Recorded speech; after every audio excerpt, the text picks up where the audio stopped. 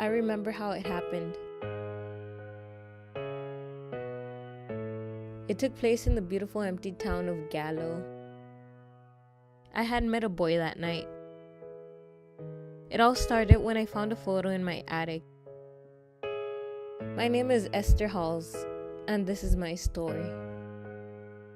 When is the exact moment people leave? No one really knows when we're gone.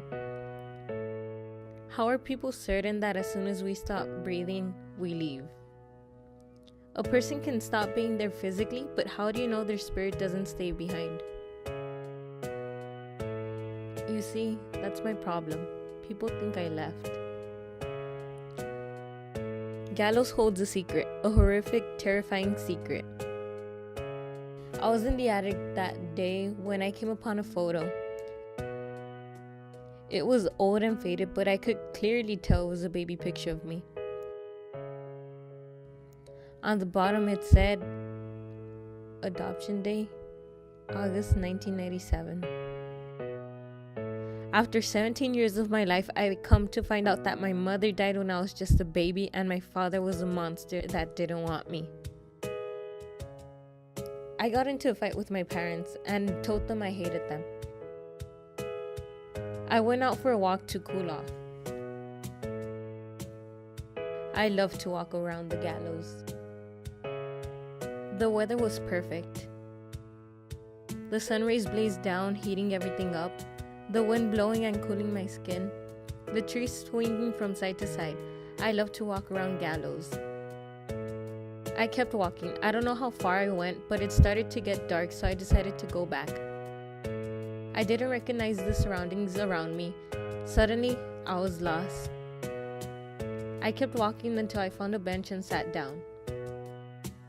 People often drown in their own thoughts. They get lost and don't know what to do. They're too scared to ask for help. Overthinking is worse. You overreact over every little thing, trying to figure out all the negative outcomes.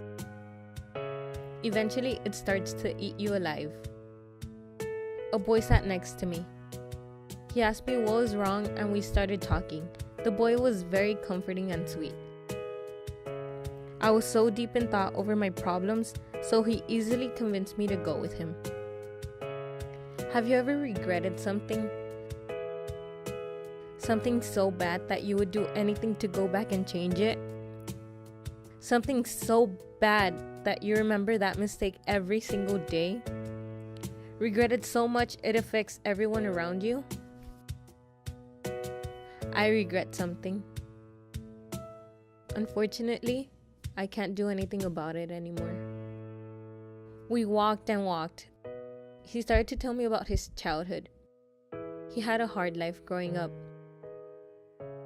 We continued walking. His story started to get more personal. They started getting creepy and I was beginning to get freaked out.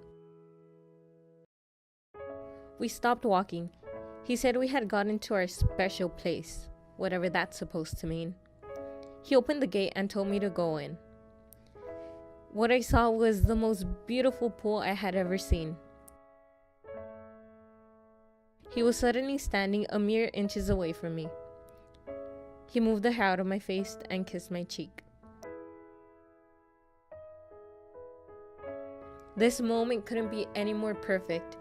We were hugging each other. I could hear his heart beating fast as I lay my head on his chest.